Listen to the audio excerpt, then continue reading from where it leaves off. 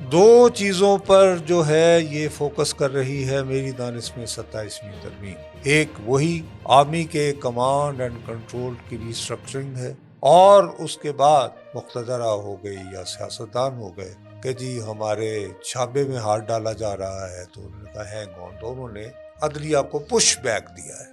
یہ لڑائی جو ہے یہ حکمران طبقے کی عدلیہ کے ساتھ ہے کہ یار آپ ذرا تھوڑا سا اپنی حدود سے آگے بڑھ رہے ہیں، سو اسٹے بیک. جس کی لاٹھی اس کی بھینس. یعنی کہ سیپریشن آف پاور جو کہ اہم ہے، اس ترمیم سے اس میں تھوڑی سی ڈسرپشن ہو سکتی ہے، اور ہو سکتا ہے کہ کچھ اداروں کو اختیارات زیادہ مل جائیں. یہ کیسے توازن رہا؟ عدلیہ کا چیف جسٹس جو ہے وہ سمن کر کے پاکستان کے منتخب شدہ وزیر اعظم کو کہے کہ گھر جاؤ، تو جن پہ بالادستی کا روپ ڈالا جا رہا تھا انہوں نے کہا اچھا بھائی بچو آؤ، پھر انہوں نے 27ویں کر دی. اللہ خیر سکتا. تو یہ شرافیہ کے درمیان اختیارات کی جنگ ہے. مسٹر جاوید صاحب، عدالتی کارکردگی، شفافیت اور جلد فیصلہ کرنے کے مسائل سے متعلق عام شکایات اور اس کے حوالے سے کہا جا رہا ہے کہ یہ ترامیم جو ہیں اس پر کسی طرح سے اثر انداز ہوں گی. سب سے پہلے عوامی مسائل کس طرح سے اس سے متاثر ہو سکتی ہیں، اس حوالے سے میں آپ سے جاننا چاہوں گی، باقی نکات کی طرف جانے سے پہلے. عوامی مسائل جو ہیں وہ ویسے کے ویسے ہی رہیں گے، ٹھیک. اس لیے کہ عوامی مسائل جو ہیں وہ کتنی مرتبہ ملک کی اعلیٰ ترین عدالتوں میں گئے. ٹھیک ہے، یہ جو ویری کانسیپٹ ہے عدلیہ کی آزادی، ٹھیک ہے جی، یہ ہمارے ہاں متعارف کس نے کروایا؟ انگریز نے. اور آپ اگر یاد کریں تو ایک طویل عرصے تک آپ کو غالباً بہت مشکل ہوگا یاد رکھنا کہ کوئی مقامی شخص جس کا تعلق کلونیل انڈیا سے تھا وہ کسی سپیریئر کورٹ کا جج رہا ہو. ایک سٹیج پر آ کر کلیکٹرز، اور جن کو بعد میں ڈی سی بھی کہا جاتا ہے، but they were primarily collectors, جن کو مالیہ جمع کرنا ہوتا تھا. کس کے لیے؟ برطانوی سامراج کے لیے.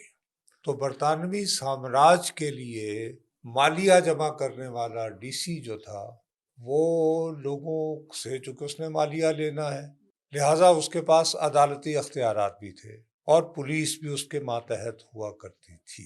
اور یہ سسٹم جو ہے وہی قیام پاکستان کے بعد ہم نے ضرب تقسیم دے کر تقریباً وہی پینل کوڈ جو انڈیا کا بنایا ہوا تھا، اور وہی کرمنل پروسیجر کوڈ جو انہوں کا بنایا ہوا تھا، مالیہ لینے کا وہی نظام، اس میں رقم بدل گئی ہوگی. پٹواری کا سسٹم آج تک چل رہا ہے راجہ ٹولدر ملک کے زمانے سے. ٹھیک ہے بی. تو فیشن کے لیے، گفتگو کرنے کے لیے یہ بہت عمدہ لگتا ہے. میں بھی اس گماں میں بہت عرصہ مبتلا رہا ہوں. میرا نہیں خیال کہ یہ تمام موضوعات جو ہم زیر بحث لاتے ہیں آئین کی اس ترمیم یا اس ترمیم کے نام پر، اس کا عام آدمی جو خلق خدا ہے اس سے کوئی تعلق ہوتا ہے.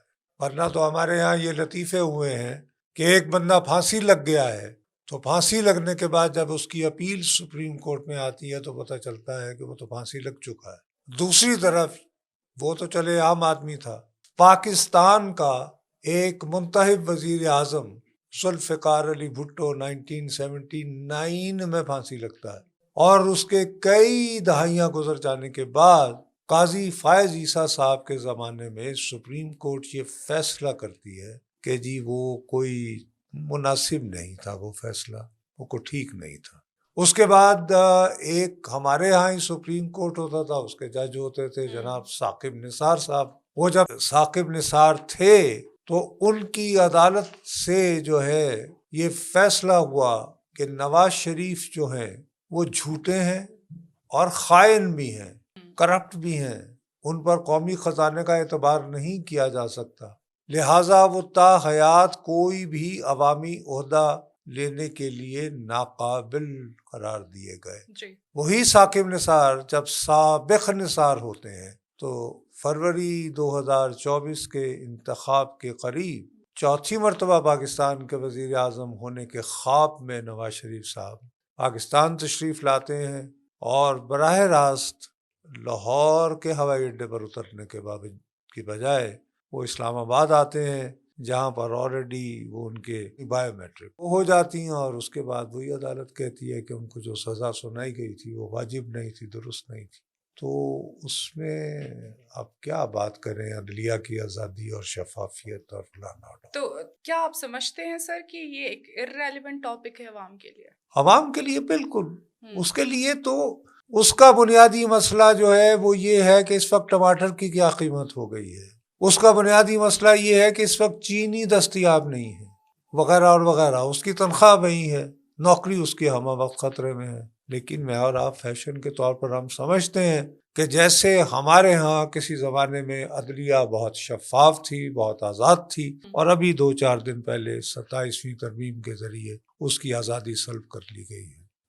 میں اس گمان میں مبتلا نہیں ہوں, میرا اپنا خیال ہے. اور اس کے لیے ابھی مثلا افتخار چودھری صاحب جو ہیں وہ ہر آئے روز جو ہیں وہ کون سے بہت, اور پھر ان کے آخر میں انجام یہ تھا کہ ان کا اپنا بیٹا جو ہے وہ سپریم کورٹ کے چیف جسٹس کے گھر کے ایڈریس پہ اس کا بزنس ایڈریس تھا اور کاروبار چلا رہا تھا. اب کیا مقصد یہ کہ چلیے مسٹر جاوید صاحب, گفتگو کے لیے گفتگو کر لیتے ہیں. جو اس وقت طاقتور طبقے ہیں یا طاقتور ادارے ہیں, عدلیہ, فوج, حکومت کے درمیان کہا یہ جا رہا ہے, جو ہمارے صحافی برادری ہیں, ہم نے دیکھا کہ وہ میڈیا میں کافی ڈسکس کر رہے ہیں اس بات کو کہ ان کے درمیان توازن یعنی کہ سیپریشن آف پاور جو کہ اہم ہے, اس ترمیم سے اس میں تھوڑی سی ڈسرپشن ہو سکتی ہے, اور ہو سکتا ہے کہ کچھ اداروں کو اختیارات زیادہ مل نہیں. جائیں. یہ کیسے توازن رہا؟ عدلیہ کا چیف جسٹ جو ہے, چیف جسٹس افتخار چودھری صاحب, وہ سمن کر کے پاکستان کے منتخب شدہ وزیر اعظم کو کہے کہ گھر جاؤ, یوسر رضا گیلانی, کہ تم نے ایک چٹھی نہیں لکھی, ایک ایسی چٹھی جس کے ذریعے یہ جاننا مقصود تھا کہ ہمارے ملک کا صدر کتنا کرپٹ ہے اور اس نے کتنی دولت جو ہے وہ سوئس بینکوں میں جمع کرا رکھی ہے. کیا یہ توازن تھا؟ یہ عدلیہ کی بالادستی تھی. عدلیہ کی بالادستی اور عدلیہ کی آزادی یہ دو ڈفرینٹ کانسیپٹ ہیں. تو عیاشی رہی, پہلے بالادستی رہی, جب بہت بالادستی رہی تو جن پہ بالادستی کا روب ڈالا جا رہا تھا انہوں نے کہا اچھا بھائی بچو آؤ, پھر انہوں نے 27ویں کر دی. اللہ خیر صلی اللہ. تو یہ شرافیہ کے درمیان اختیارات کی جنگ ہے, اس میں کوئی ایکیڈیمک, کوئی آنیسٹی شامل نہیں ہے, کوئی دیانتداری اس میں شامل نہیں ہے, کوئی پرنسپل انوالو نہیں ہے. اشرافیہ کے مابین ہے کہ کس کے پاس کتنا قبضہ ہے اختیار و اختیار کا. اور اس حوالے سے ہم ایک بہت پرانا معاشرہ ہے, ملک میں نیا ہے. ہم قائم تو ایز اسلامی جمہوریہ پاکستان 1947 میں ہوئے تھے, لیکن اس وقت غالباً اسلامی جمہوریہ پاکستان نہیں تھا, خالی پاکستان ہم کہلاتے تھے. اسلامی جمہوریہ پاکستان غالباً ہم 1953 کے آئین میں, اس سے پہلے بھی لیکن ہمارا معاشرہ تھا نا, تو اس وقت سے ہمارے ہاں یہ جو محاورے ہوتے ہیں یہ اجتماعی بصیرت اور رویے کے رجحانات کا اظہار ہوتے ہیں. تو اس وقت بھی یہ کہا جاتا تھا کہ جس کی لاٹھی اس کی بھینس, تو جس کے پاس لاٹھی ہے وہ سب سے طاقتور ہے. سر یہ تو ہم ازل سے جانتے ہیں کہ کن کے پاس لاٹھی ہے اور کون استعمال کر رہا ہے, لیکن پھر ضرورت کیوں پڑی اس امینڈمنٹ کی؟ یہ دفاعی قیادت کو دیگر اداروں کو نہیں, وہ ایک انٹائرلی ڈفرینٹ مسئلہ ہے. وہ ایک انٹائرلی ڈفرینٹ مسئلہ ہے, عدلیہ کا انٹائرلی ڈفرینٹ مسئلہ ہے. تو آپ 27ویں ترمیم کو عدلیہ کے تناظر میں دیکھ رہے ہیں. دوسری طرف بات یہ ہے کہ وہ یہ کہتے ہیں کہ جی موجودہ جنگ جو ہے اس کی نوعیت بدل گئی ہے, اس میں آپ کو ڈرونز بھی استعمال کرنے ہوتے ہیں, میزائل بھی استعمال کرنے ہوتے ہیں, انفارمیشن کی جنگ ہے, اور سائبر بھی ہے, بیانیے کی جنگ بھی ہے. تو آپ کو ملٹی ڈیمینشنل جو ہے وہ ویز میں کام کرنا چاہیے. تو اس میں کمانڈ اینڈ کنٹرول کا جو سٹرکچر تھا موجودہ, وہ شاید دور حاضر کی جنگوں کے لیے وہ کیٹر نہیں کر رہا تھا. تو دیئرفور یہ ہے کہ ایک چیف آف ڈیفense کا ایک یعنی کانسیپٹ آیا, اور یہ تو وہ بنیادی طور پر میں سمجھتا ہوں کہ ہماری ڈیفنس فورسز کی انٹرنل ری اسٹرکچرنگ ہے. ٹھیک ہے. اس ری اسٹرکچرنگ کا اگین میرے اور آپ سے براہ راست کیا تعلق ہے؟ میرا نہیں خیال کہ کوئی ہے. مطلب کہ میں تو نہیں سمجھتا, اور میں انلیس یہ کہ آپ ذاتی طور پر فوجی گھرانے سے تعلق رکھتی ہوں کہ کور کمانڈر کیا کرتے ہیں, آپ یونٹ میں جب رہتے ہیں میجر ہوتے ہیں یا بریگیڈیئر ہوتے ہیں تو آپ کی زندگی کیسے ہوتی ہے, مجھے تو اس کی سمجھ نہیں ہے. تو اب اس میں ریسٹرکچر کس کے کتنے اختیار ہیں، پہلے کمانڈ اینڈ کنٹرول کیسے ہوتا تھا، اب اس میں کیا تبدیلی آئے گی یا آ سکتی ہے، میں ان دونوں پہلوؤں پر روشنی ڈالنے سے قطعاً قاصر۔ ٹھیک ہے سر، اس وقت از خود نوٹسز میں تبدیلیوں کے حوالے سے بھی خبریں گردش کر رہی ہیں، اور ایک سوچ یہ بھی ہے کہ اس سے جو عوام کو ایک انصاف کی فراہمی کہیں نہ کہیں مل جاتی تھی از خود نوٹس کے ابھی ذریعے تک از خود نوٹس کے ذریعے کوئی ایسی عوام کا کوئی مسئلہ حل ہوا ہو جو از خود نوٹس کے ذریعے عدلیہ نے میری مشکلات آسان کی ہو تو برائے مہربانی وہ 2-3 ایسے واقعات بیان کیجیے۔ بظاہر تو کوئی نہیں نصر جاوید صاحب، نہیں، لیکن اب یہ کہ ایک جو خوش کہے گا، فہمی رہی ارے ہے، ہم نے بیوی دیکھی مجھے ہے ایک بات جوڈیشری بتائیے میں۔ نا کہ ابھی تک کی از خود نوٹسز کے ذریعے کون سا مسئلہ جو ہے وہ آپ ایک مائل سٹون کے طور پر، اگر آپ کو یاد نہیں ہے میرا انٹرویو بالکل یاد کرتے نہیں ہوئے اور جو لوگ بات کر رہے ہیں ان کو یاد نہیں ہے کیا، جن کے آپ نے پروگرامز دیکھے اس کے بارے میں جو بات کر رہے تھے یا آرٹیکلز لکھ رہے تھے، انہوں نے ایسے کوئی واقعات یا ایسا کوئی بالکل بھی، موضوع آپ کو بالکل بھی پیش نہیں، کیا؟ بالکل بھی نہیں۔ مجھے بھی یاد نہیں ہے۔ تو اگر ابھی تک از خود نوٹس نے مجھے کوئی نہیں دیا سوائے یہ کہ عدلیہ کی فن خوانی کی کہ جب چاہے کسی کو بلا لو، اوئے یہ کیا ہو رہا ہے، ٹھیک ہے، تو سر لیکن اگر یہ 27ویں امینڈمنٹ اس وقت حل نہیں ہے توازن کا، طاقت کے توازن کا تمام اداروں کے مابین، میں تو کب پھر کہہ رہا ہوں کہ نہیں، حل کیا ہے اس وقت؟ کس حوالے سے؟ کہ کس طرح سے آپ عوام کو سہولت دے سکتے ہیں، عوامی عہدیدار کس طرح سے آپ سہولت مجھے دے یہ سکتے ہیں، بتائیے کہ جوڈیشری کیسے ہمارے دے ملک کا سکتی ہے؟ حکمران طبقہ کیا واقعی عوام کی خدمت کرنا چاہتا ہے یا عوام کے مسائل حل کرنا چاہتا ہے؟ لیکن ڈاکٹر آپ صاحب اور میں جنرلی چاہتے ہیں، چلیں نہیں، ہماری اپنی زندگی ہے تو جیسے ہماری اپنی زندگی ہے ہم اس کو انجوائے کرتے ہیں، لیکن ایک ذرا امید تو ہے نصرت جاوید امید صاحب کوئی کہ نہیں ہے، کبھی بہتری بکواس آ ہے، جائے۔ کلک اینڈ بیٹ ہے، لوگوں کو ثابت کرنا ہے کہ اور نصرت جاوید کیڈا بڑا انقلابی، کیا بات کی ہے، دل واہ، یہ تو شاعری ہے، حقیقت تو بیان نہیں ہوئی ہے نا، حقیقت بیان نہیں ہوئی تھی۔ سر، صوبائی اور وفاقی اختیارات کے توازن میں تبدیلی کے بھی امکانات وہ کیسے ظاہر ہوئے؟ کیے جا کون رہے سی ہیں۔ ابھی اس وقت جو آئین کی 27ویں ترمیم ہے اس میں کہاں صوبائی خود مختاری کو ضرب لگی ہے؟ کوئی ایک ایسی شق نہیں ہے۔ دو چیزوں پر جو ہے یہ فوکس کر رہی ہے میری دانش میں 27ویں ترمیم، ایک وہی آرمی کے کمانڈ اینڈ کنٹرول کی ریسٹرکچرنگ ہے آرٹیکل 248 میں تبدیلیوں کے ذریعے، اور اس کے بعد ابھی تک جو تاثر مل رہا تھا ہمارے حکمران طبقے کے جو دوسرے لوگ ہیں، مثلا مقتدرہ ہو گئی یا سیاستدان ہو گئے، کہ جی ہمارے چھابے میں ہاتھ ڈالا جا رہا ہے، تو انہوں نے کہا ہے کون، تو انہوں نے عدلیہ کو پش بیک دیا ہے۔ تو یہ لڑائی جو ہے یہ حکمران طبقے کی عدلیہ کے ساتھ ہے کہ یار آپ ذرا تھوڑا سا اپنی حدود سے آگے بڑھ رہے ہیں، so stay back, it's between them نا۔ میں اس میں سے کسی ایک کا فریق کیوں بنوں؟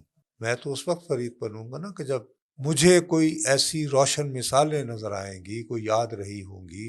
1975 سے میں جرنلزم کر رہا ہوں، میری تاریخ کا آغاز تو جسٹس منیر کرتا ہے پاکستان کی تاریخ کا، اور وہ یہ کہتا ہے جب ملک غلام محمد گورنر جنرل پاکستان کا دستور بنانے والی اسمبلی توڑ دیتا ہے، تو وہ ملک غلام محمد صاحب کے اس ڈیسیشن کو چیف جسٹس منیر صاحب نظریہ ضرورت کے تحت جائز قرار دیتے ہیں، اور وہ نظریہ ضرورت کو جو جائز قرار دیتے ہیں وہ بعد ازاں ایوب خان صاحب کو مارشل لاء لگانے میں بھی مدد دیتا ہے، جنرل ضیاء الحق صاحب کے بھی کام آتا ہے اور جنرل مشرف کے بھی کام آتا ہے۔ تو عدلیہ نے تو مجھے نظریہ ضرورت دیا، اور اس نظریہ ضرورت کی وجہ سے میں نے ایوب خان، ذاتی طور پر ایوب خان، یحییٰ خان اور جنرل مشرف کے مارشل لاء بک دے۔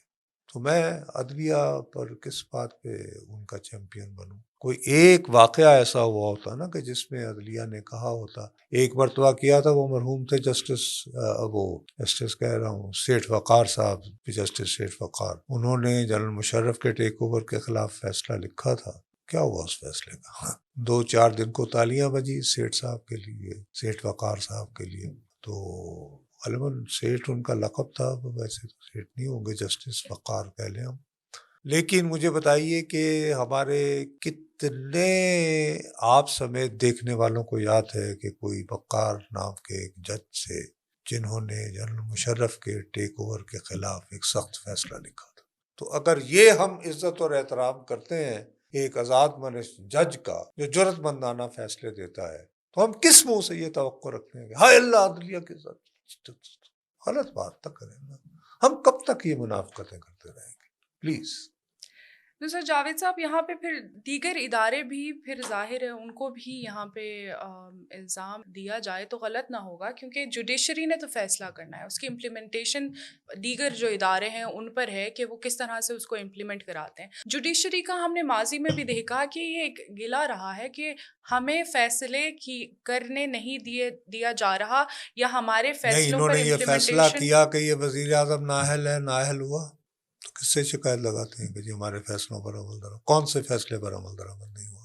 ایک تاثر یہ بھی ہے کہ ایکسٹرنل فورسز ہیں جو ڈیسیجن میکنگ کو کسی نہ کسی طرح سے انفلوئنس کر رہے بھئی یہ ہوتے ہیں. تاثر ہے نا.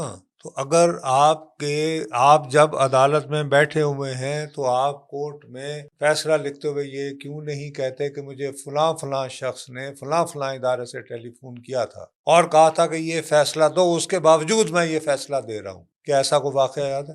نہیں. آپ کو یاد ہے؟ اگر ایسا یاد ہے تو ضرور بتا دیجئے مجھے تاکہ میرے بھی علم میں اضافہ ہو. سر ٹھیک ہے، ہائی کورٹ کے ججز کی جو ٹرانسفر کے عمل میں کہا جا رہا ہے کہ ججز کی رضامندی کا جو شرط تھا وہ ختم کی جا سکتی ہے. اب ایک کیوس کی طرف بھی معاملات جا سکتے ہیں. ہم نے ماضی میں دیکھا کہ وکلاء بہت آگے آ کے انہوں نے احتجاج کیا اپنے حقوق کے لیے. اگر اس وقت یقیناً کیا ماضی میں وکلاء کی تحریک ریاست ہوگی ماں کے جیسی. حال ہی میں لیکن سپریم کورٹ بار کے جو الیکشنز ہوئے ہیں اس کے کیا نتائج ہیں؟ تو سر ماضی کو چھوڑے نا.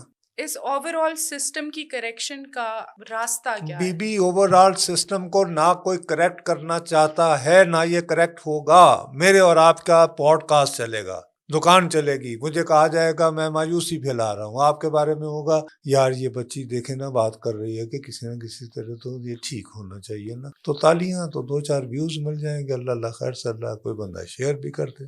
لیکن میں اور آپ دونوں یعنی ایکٹنگ کر رہے ہوں گے، منافقت کر رہے ہوں گے. نہ آپ کا دل سے مسئلہ ہے آئین کی ترمیم، نہ میرا ہے. نہ آپ کی روزمرہ زندگی پہ اس کا کوئی اثر ہے، نہ میری روزمرہ زندگی پہ اس کا اثر ہے. سمجھ گئی نا بات؟ اگر ایک ہائی کورٹ کے جج کو دوسرے ہائی کورٹ کے پاس بھیج دیا گیا، مجھے کیا فرق پڑتا ہے؟ اس کی مرضی کے بغیر یا اس کی مرضی کے ساتھ. یہ ادارے اگر خود غیر مستحکم ہوتے ہیں تو ان کا اثر پھر عوام پہ بھی تو سر نہیں، پڑنے پر. مستحکم کیسے ہوئے بابا؟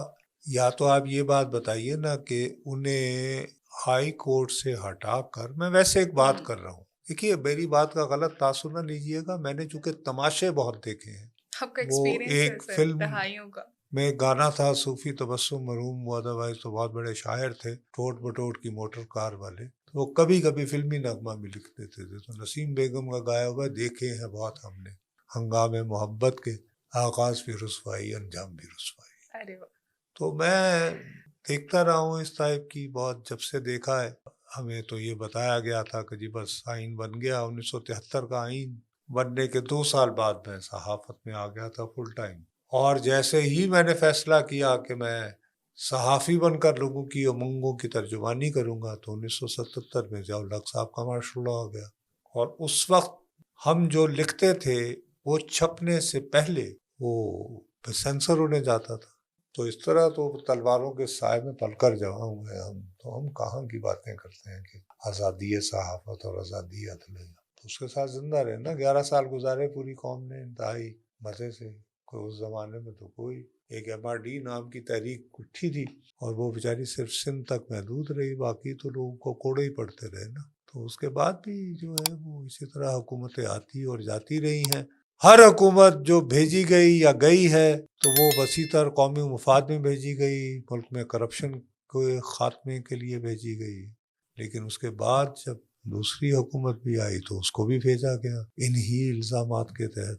مجھے تو سمجھ نہیں آتی کہ کیسے کس طرح، کیونکہ میں تو سیاستدان نہیں ہوں، میں تو ایک عام شخص ہوں پاکستان کا. ہاں لوگوں کے پاس نسخے ہیں، وہ نسخے بیان کریں اپنے پوڈ کاسٹ کے ذریعے تاکہ اس کے بعد اس پہ عمل بھی ہو سکے شاید. بہت شکریہ نصرت جاوید صاحب.